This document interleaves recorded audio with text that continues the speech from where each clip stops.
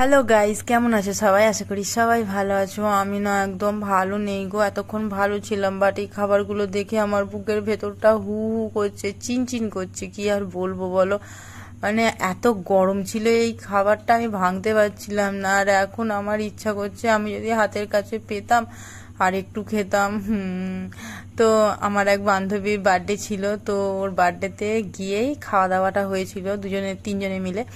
তো যাই হোক, আমার তো খুব ভালো লেগেছিল এই ফিশ ফ্রাইটা, আর হচ্ছে এই ফিশ ফিঙ্গারটা, আর ওই চিকেন পকোড়াটাও অতটা সুন্দর লাগেনি, বাট খারাপ ছিল না, ভালোই ছিল।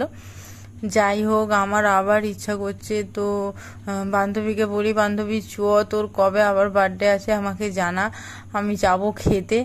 মানে কি বলবো, আমার এত ভাল লাগে এরকম ফাস্টফুড খেতে। আমার ইচ্ছে করে আমি একটা ফাস্টফুডের দোকান দিই, আর সেখানে যত ফাস্টফুড বেঁচে যাবে সব আমি রাত্রিবেলা এসে খেয়ে দিয়ে শুয়ে পড়ব, মানে অন্য কিছু খাবো না।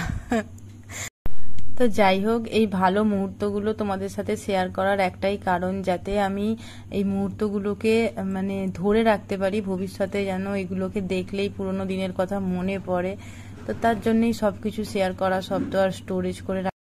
তো এই কারণেই ভিডিওগুলো করে রাখা। সব কিছু তো আর ফোনে স্টোরেজ করে রাখা যায় না, ফোন মেমোরিও ভর্তি হয়ে যায়, সেগুলো একসময় ডিলিট করতে হয়। তাই জানি মনের মধ্যে থাকলে সেগুলো ডিলিট হবে না, বাট এগুলো দেখলেও অনেক কিছু মনে পড়ে। তো আজকের মতো টাটা।